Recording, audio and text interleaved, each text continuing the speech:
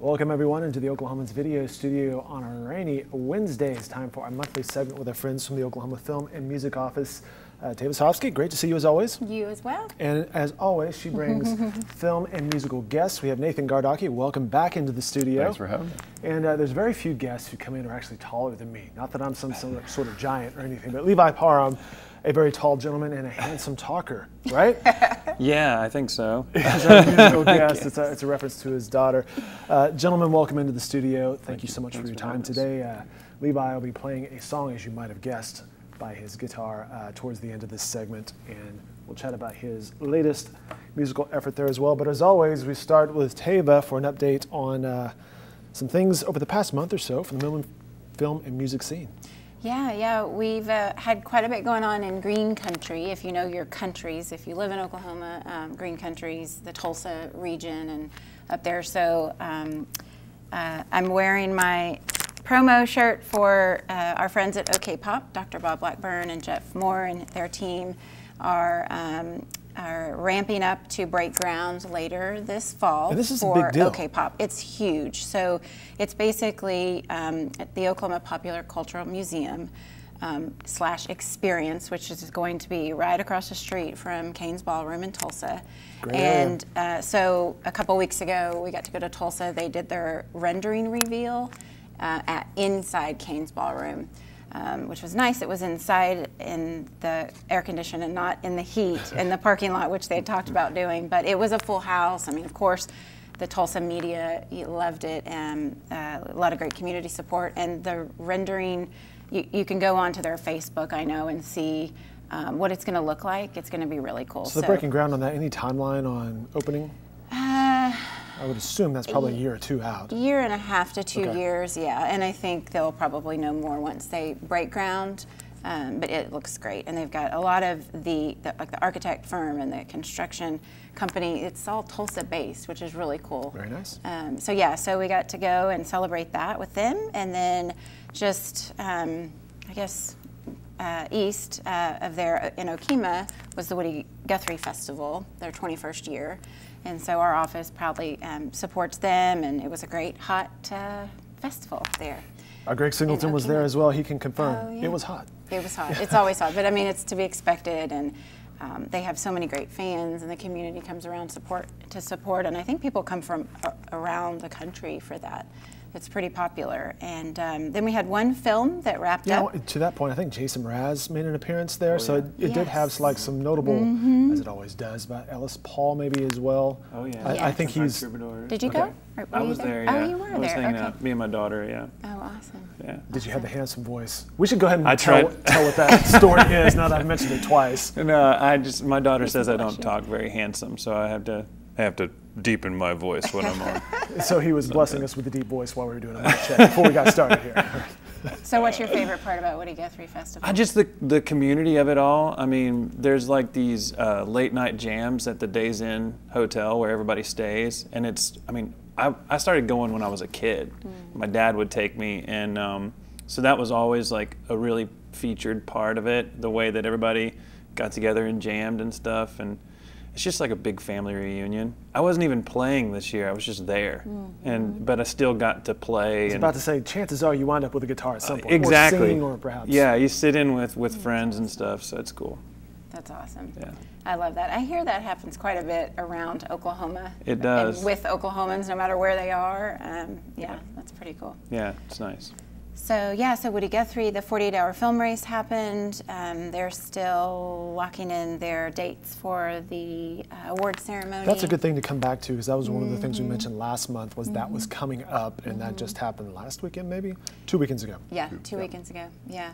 Yeah, they had a kind of a record-breaking number of teams, and do you know anyone that did it? Oh yeah, we had some people in our office that did it. So, Oh, cool. Yeah. Have you participated in that? I have not. Yeah. I tend to always be working on a movie when that happens, so it just hasn't worked out. I haven't but, yeah. participated in it either, but of course, tons of people that, you know, in the video film industry are all about that. It's a cool concept. Yeah, no, I've done a 24-hour Gotcha. at our school, but that's grueling. Can't imagine. 48 seems like a long time compared to Right. doing it in 24. But no, I love it. I support it. We supported it with some equipment and things that we help people with. So. Gotcha, and we'll get into some of that, other things that you provide with your business as well.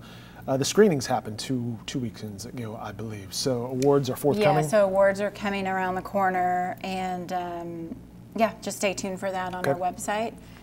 We had one, as far as just sort of what's been going on, we had one film actually shoot, and they've wrapped. They just wrapped this past weekend, called Deadly Romance. Okay. They filmed in Guthrie. And it's interesting for that project because the two producers, Colin Lawrence and Richard Switzer, they are in wrap mode on that and prepping to kick off their second one. So they're doing 2 back-to-back using the same film crews, which is a great concept. They're small indie films, and they'll just roll out 2 of them and then hopefully come back another time. But yeah, they're just 2 of our many projects in the queue, which we can talk about later. But yeah, so we had a good July, and moving into August. What is going on film-wise in August? Well, I mean, our rebate queue is full. Okay. Nathan can attest to that. So Nathan, obviously being, he owns an equipment rental company, which we want to hear about, but also he's our premier unit production manager. We call him a UPM.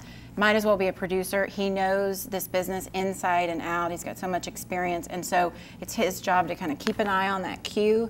The queue is the sequence of projects on our website, so people can see what films are coming down the pipe, basically when they're starting prep, when they're starting filming, and wrap. That also kind of is a little bit of an indicator of how big the project is. Is it a 13-day shoot or a 35-day shoot? And so we just encourage our filmmakers, our vendors and support services, and communities to really keep a close eye on the queue on our website at okfilmmusic.org, because things literally change every day. Oh, yeah. And so, yeah, so we've got currently 12 projects active in the queue. That means filming now. We have one in Tulsa filming with a native, John Schwab. He lives in LA, but he brought a project home he's directing called Run with Hunted.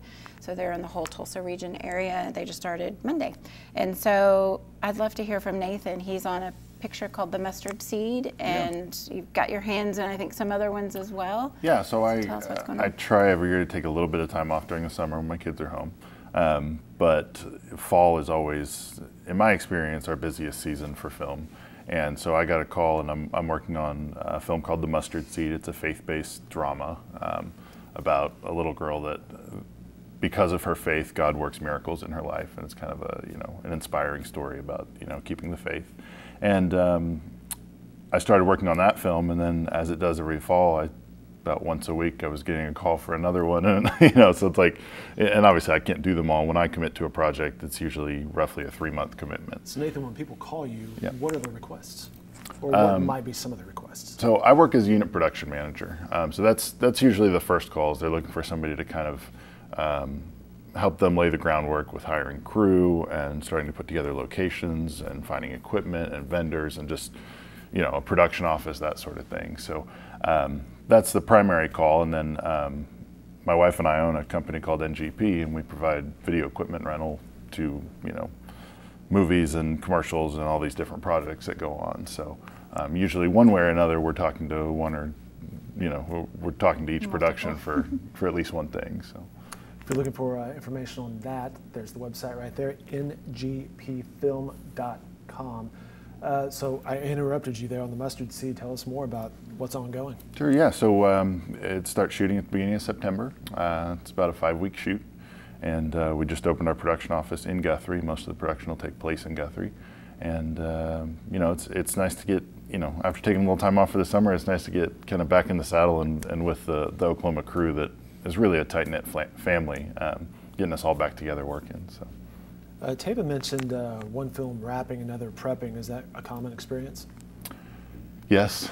In fact, my wife always jokes that, like, when I do projects, I always end up doing 2, like back-to-back. It's like one will wrap and the other one starts, and then maybe I'll get to take a little time off after that. But it does seem we have seasons, and they've started to kind of land in spring and fall.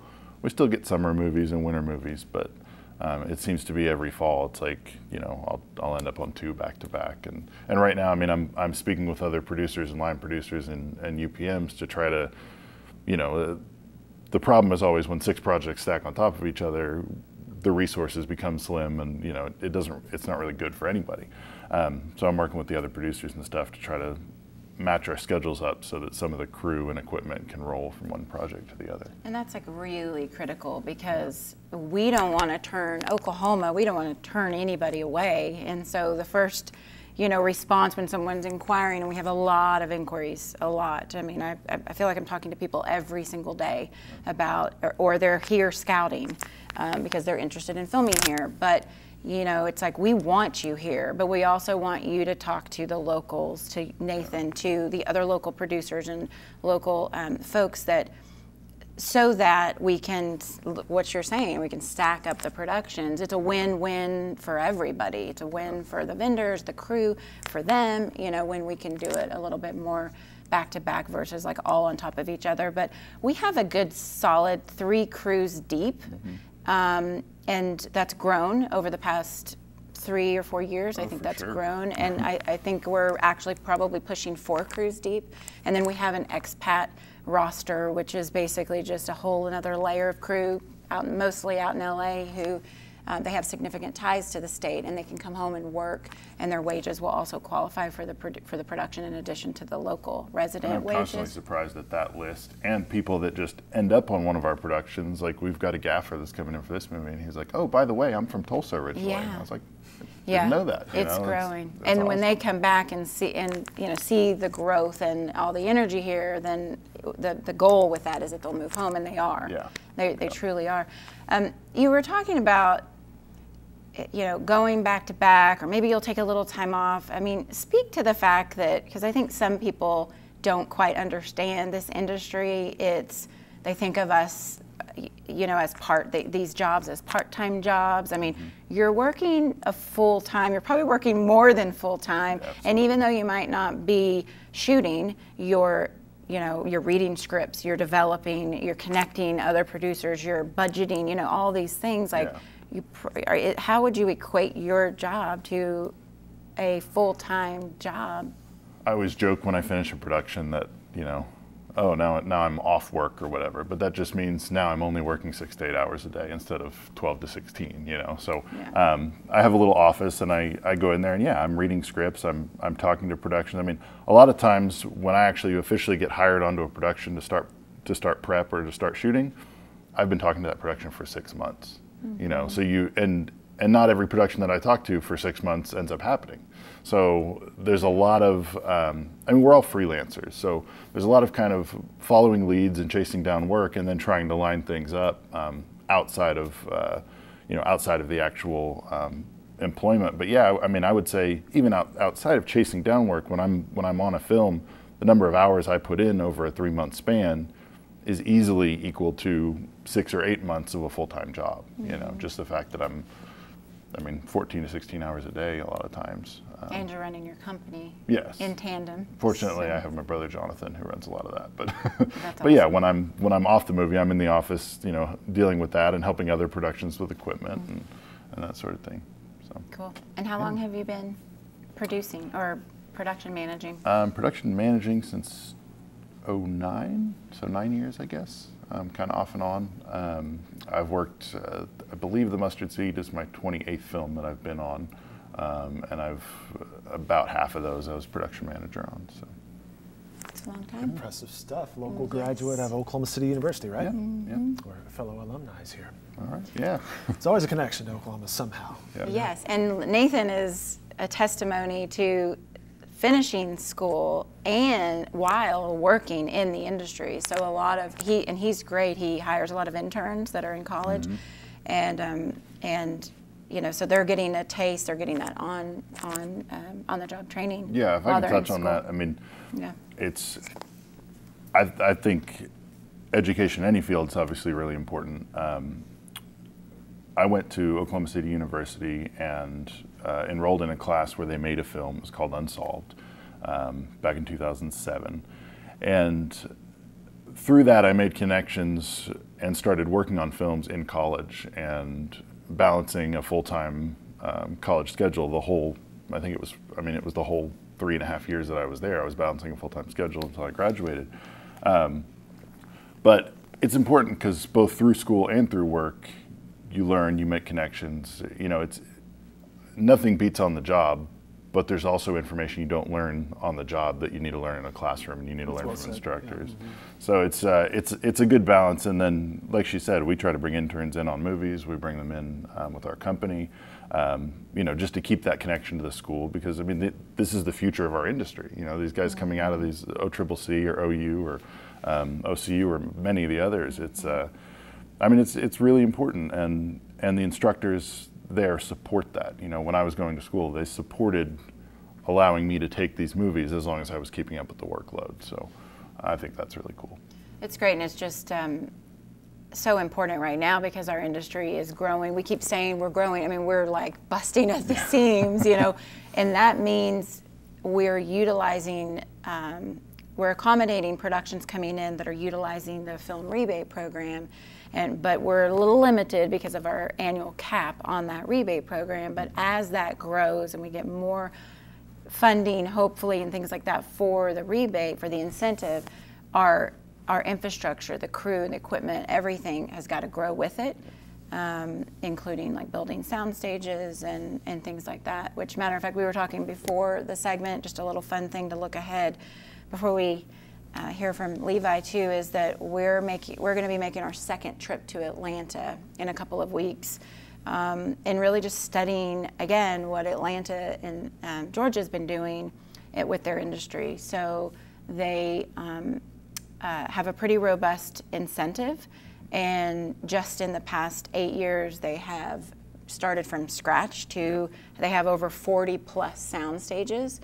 So we're going to bring some of our legislators, we're going to be showing them what our potential is in Oklahoma, and also meeting with the Georgia Film Academy, which feeds into this whole conversation about building up your infrastructure. So we're doing a lot of the right things to continue to grow. Yeah, it's exciting. It's really encouraging to know that in such a short time span, Atlanta did what they did.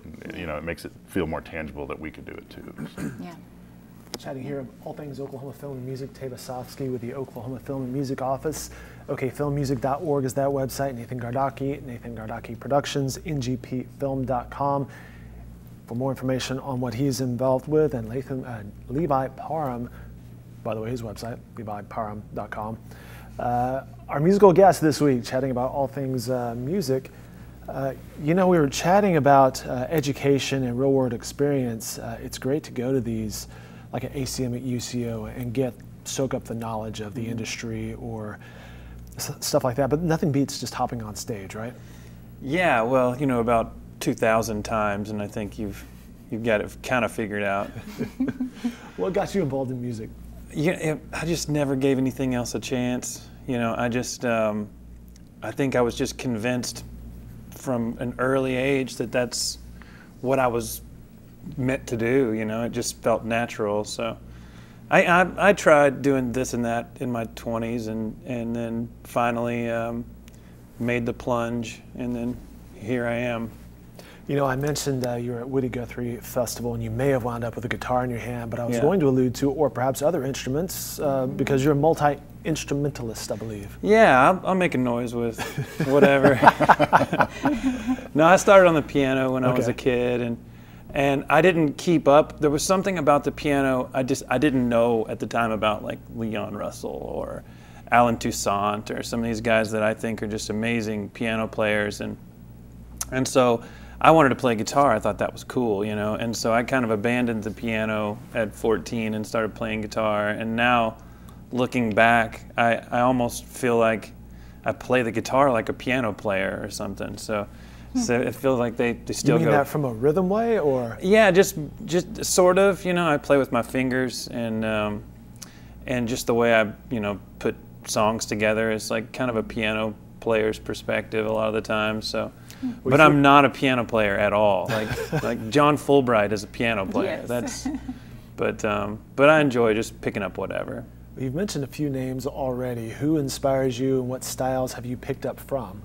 Well, you know, I have a lot of like older influences. A lot of blues music has always touched my heart. I hated it when I was younger because my dad would just blare it like Saturday morning. That was the way he got you out of bed, was just turn the stereo up.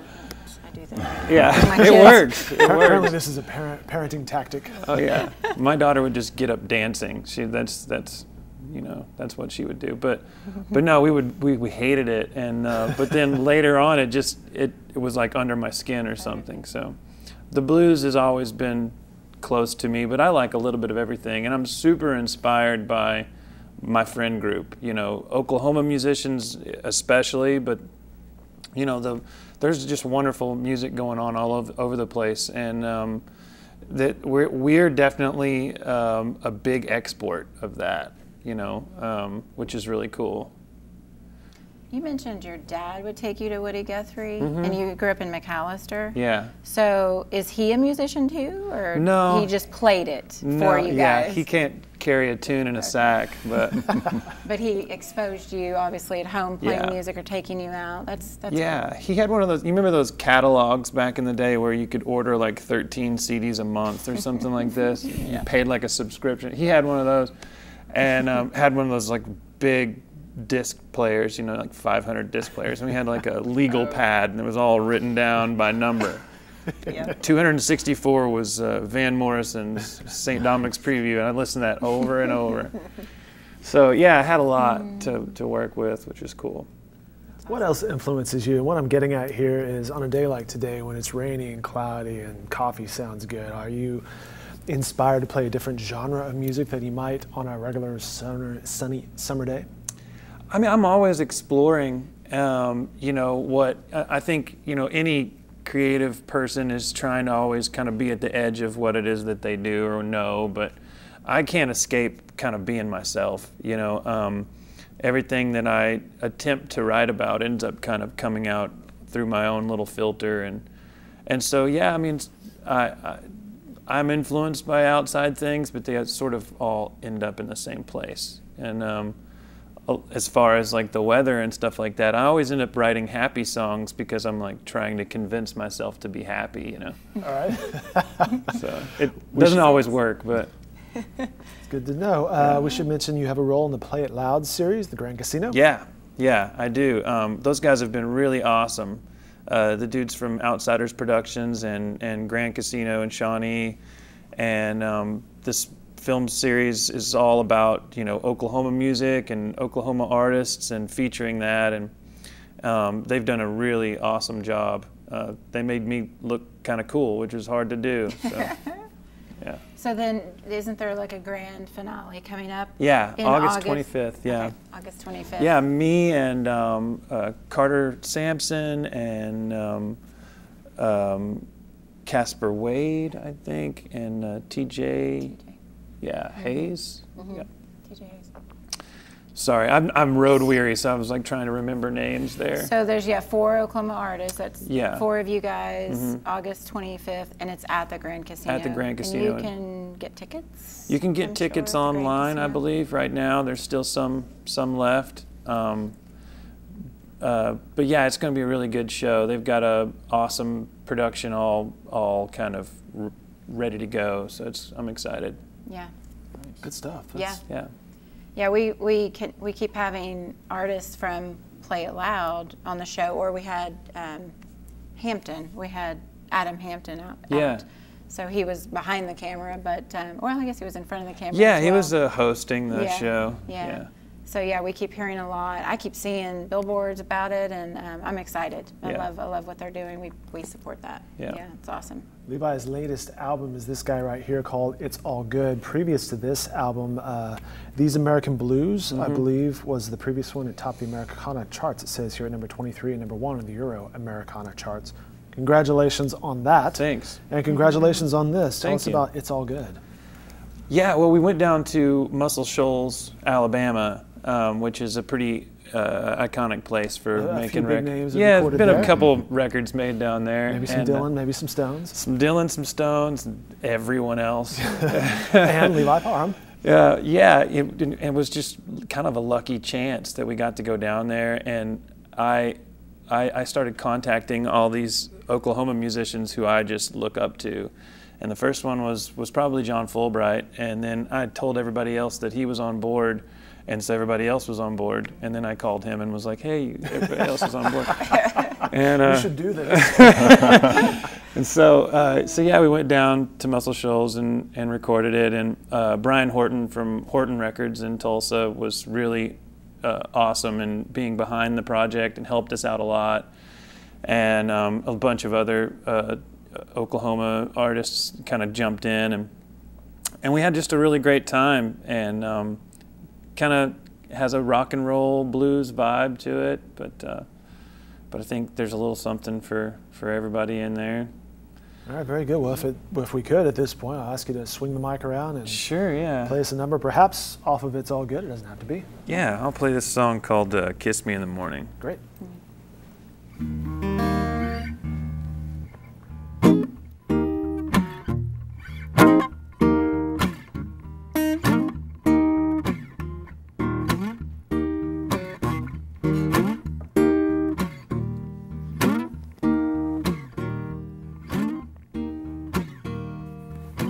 Kiss me in the morning,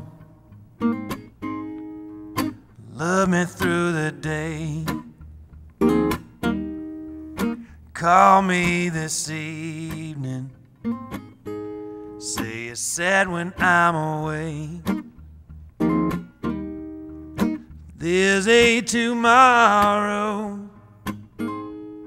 be there by my side. Baby, kiss me in the morning, do it over one more time. Oh, yesterday is gone, girl. Ooh, that feeling's all we kept. And if I was doing wrong, babe, I'll make good upon that, yeah. Just let me start over with every sunrise. Baby, kiss me in the morning and do it over one more time. That's right.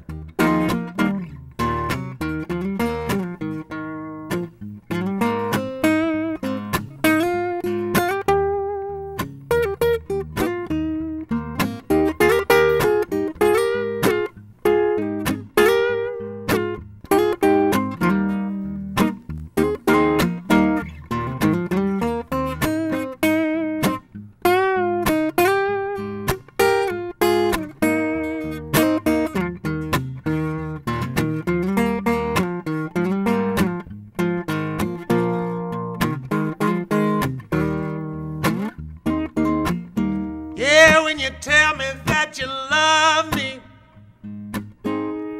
you better make sure you know why. All the songs that I've been singing, you could put your name in every line. Oh, whatever your reason, baby, for being here now. Oh, just don't forget to love me whenever new day comes around. Yeah, 'cause there ain't nothing short of a miracle just to have you around. Nothing short of a miracle, all that love we found. Baby, kiss me in the morning, ooh, and then love me through the day. Won't you call me this evening? Tell me that you're sad when I'm away. I'm away all the time, baby. And if there's a tomorrow, could you be there by my side? Yeah, just to kiss me in the morning and do it over one more time. Baby, kiss me in the morning and do it time.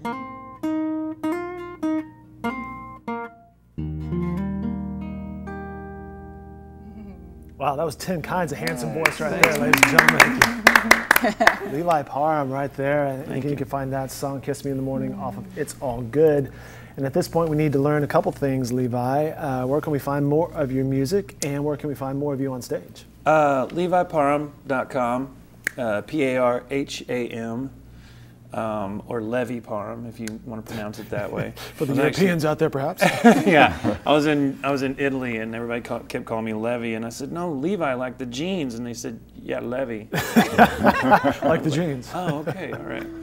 But yeah, LeviParham.com should be updated most of the time. Nice. I'm kind of doing all that myself, so sometimes forgive me if I'm behind on some of the updates. But very cool. Any sort of upcoming shows or anything? Yeah, well, a couple around Oklahoma City coming up, and then the Grand Casino August 25th. So. Very good, very good. LeviParham.com, the website there. Nathan Gardocki, ngpfilm.com. Do you play any musical instruments? I don't. I grew up playing a little bit of piano. Did I you? can still kind of a little bit. It's crazy. Like I hadn't done it in a year, and I was at my brother's wedding, and they were just playing around on a keyboard. And I was like, oh, I still remember the one song I knew. The muscle memory's like, Yeah. it's right there. Yeah. No, but I love listening to it. So. Yeah, you always bring talented people because Oklahoma's full of talented people. We are so full of talent. We are, yeah. I'll give you the final word as always. Well, speaking of just playing instruments and people that you might not expect playing instruments or being in a band, there's something coming up which is kind of cool. The Journal Record's putting it on called Battle of the Bands. Uh-oh. Have you heard about it? Nope. Tell us more. Well, it's a Battle of the Bands. As you might expect. There's a ticket price. You can go probably onto thejournalrecord.com. I know we've got information on our website about it. The event is at the Belle Isle Event Center, I believe, and it's next Thursday, August 16th. And we've got Secretary Debbie Snodgrass, which she's our cabinet secretary over tourism, which is what we're under, and then commerce. She's one of the judges. There's several judges. There's a lot of corporate bands, people that you wouldn't even think about. So it's going to be kind of like that, you know, American Idol, Voice, World of Dance type of thing. So come out and check it out. I think it's supposed to be a really good time. And for us, it's a really good opportunity to network with some other companies so that they're also aware of what we're doing because, as you know, I mean, film and music is just integrated in our culture here in Oklahoma. We all speak the language. You know, we're filming in mom and pop, you know, grocery stores and gas stations and homes, and people are playing all around the state as far as music goes, and so we're all just a big family. So I think that'll be a good time. And then this weekend is also, I think it's the 9th and 10th, is also the Fly Film Festival in Enid, so you can go check that out. There's still film festivals happening this time of the year, but yeah, just check out other events on our website. And thank you for that, Levi. That was awesome. Thank you. And thanks, Nathan, for your hard work in the industry. And then I'll be seeing you, we'll talk about it next month, but I'll be seeing you in Nashville. That's right, Americana Fest. Americana Fest, yeah, and we'll go as an office and a state. We've got several partners that are going to be joining us to put the spotlight on Oklahoma once again. It's awesome. So, yeah. Great. Good stuff. We'll say that's it for now. Big thanks to Paige, Greg, and Todd, and whoever may be back in the booth helping us produce today. Tava, always good to see you. You too. Guys, thanks so much. Thanks for having us.